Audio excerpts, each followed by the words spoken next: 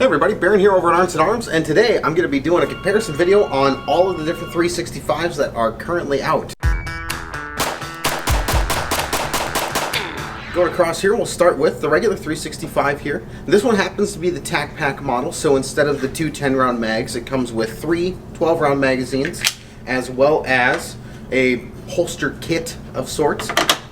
So, a lot of you are familiar with the 365. I'm not going to spend a lot of time on the regular one. There's a ton of videos out there. It's been out for a couple of years now.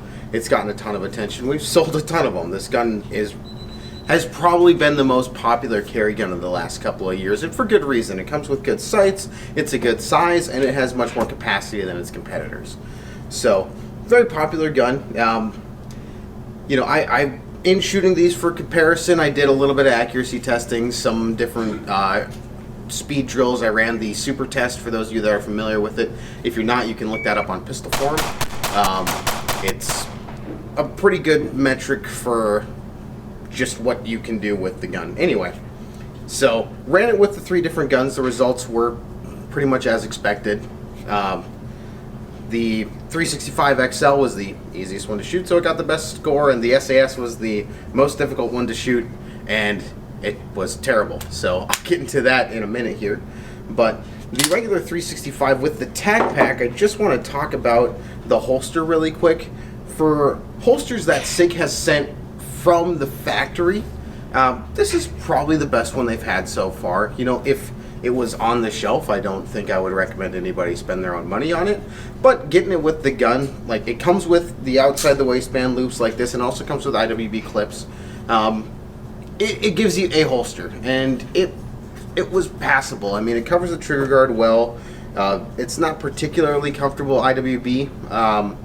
I also carry exclusively appendix, so my view's a little skewed on that. I don't really like carrying strong side.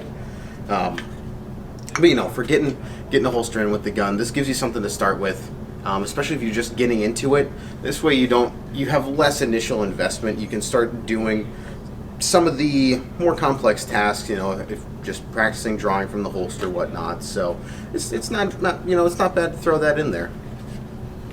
Now, the XL is the one that I was the most excited about, and this one I'll go into a little bit more depth on. So, took the regular 365, they extended the grip down so that it is the same length as the regular 365 with the 12-round grip in it, or 12-round mag, excuse me. So you have this full grip on the gun here. You can actually get your pinky on there. I do have kind of small hands. Maybe some of you with larger hands aren't going to quite get that pinky all the way on there, but for me, it gives me a full firing grip, which for me is kind of a non-negotiable. In a semi-auto, I don't carry guns that I can't get my pinky on. I just don't like giving up that performance there. I'll work around concealing the extra grip, which on that, it's not dramatically larger. You know, a lot of people look at guns to conceal, and they're looking for the absolute tiniest gun they can try and put on their person just to have a gun, and that's fine, you know, having a Rule 1 gun, but it's not very hard to get away with, you know, another ½ an inch of grip. You know, in the grand scheme of things, if you compare that to your waist, you know, your belt, your waistband, that's not a whole lot extra to try and hide. So, going up to the 12, I gotta tell you, shooting these side by side, they don't feel like they're in the same family, to me anyway. I thought the XL was a dramatically better shooter, much easier to control, sight settled back down much more readily. I like the flat face trigger. I do wish the trigger guard was a little bit larger. There's just not a ton of space in there for your finger, but the flat face trigger gives good feedback.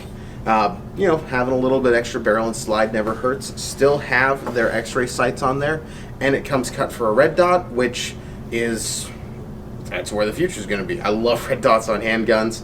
I'm excited that we are seeing factory options now where you can add some of the micro sights that are out there, like the Shield RMS SIG C, the SIG Romeo 0. Hollow Sun has a new one that they're launching out here. So, you know, we'll start seeing more guns like this. You know, right now it's this guy and the Walther PPS and the Springfield Hellcat that have that optics option there. Having it on the 365XL, I think, is excellent. I think this gun would be awesome with a red dot on top of it. And then the final one, I'm scared to review this gun because my opinion of it is so negative. So, the 365 SAS, right? So, SIG went to Meprolite. They make this sight, and I honestly don't remember what the name of this sight is. It's that you can buy it independently for other guns. But they took it, bought the top half, and just milled it out so that it could sit straight into the top of the gun, right? So you have this very flat, very flush across the top anti-snag gun. They've deleted the takedown lever and the slide release. Those are beveled off so that you have that many fewer things to snag on. And they ported the barrel, which was an interesting choice, I thought, especially considering the sight. I noticed the recoil reduction. It's there. The muzzle rises less. It does make the gun a lot louder because you're creating all of this pressure right up here that's right in front of your face. Not crazy about that. The sight, though, it's unintuitive to me. And I shoot red dots on handguns, I shoot iron sights on handguns. This, I couldn't find a good equilibrium on. I tried just having it out there doing like a target focus so that I had this blurry green ring in the background, and it just turns into a blurry circle. There's no real reference there. Even if you're going target focus with iron sights, I still have in my periphery the square within a square that I can line up in my close vision.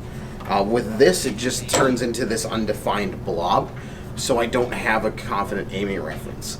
Now if I go back to hard focus on the circle, well, now I see just the entire back of the gun. There's no way to line it up on a target. So I tried running a number of different drills with this. This is the gun I actually shot the most out of the three when testing them. Just trying to sort out that sight and see if I could find the niche it fits properly. And ultimately, the final test I did here, and I brought my targets along, I'll show you. So, I went to 10 yards, just 10 rounds, slow fire. I was using the extended mags to try and eliminate me from the process, just try and demonstrate what the sight can do. So, went to 10 yards, took a B8, and I put up a 83 on that with that sight, trying to use that sight. The sight did consistently shoot low left, don't say it, I know.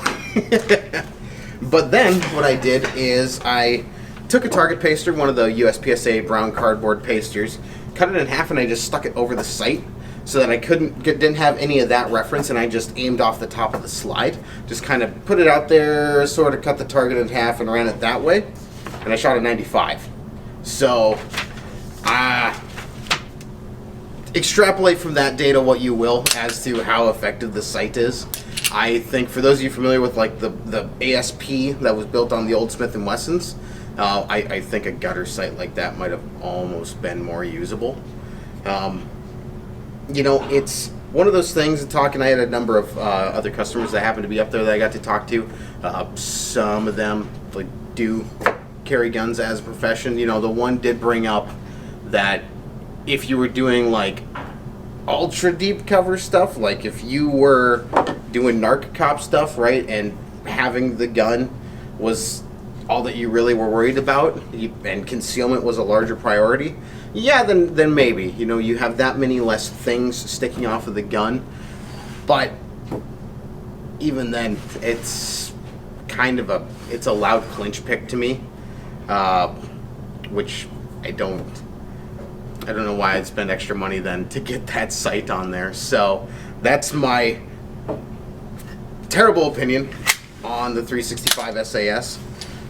So overall, between the three guns, the one I'm still going to keep recommending is going to be the XL.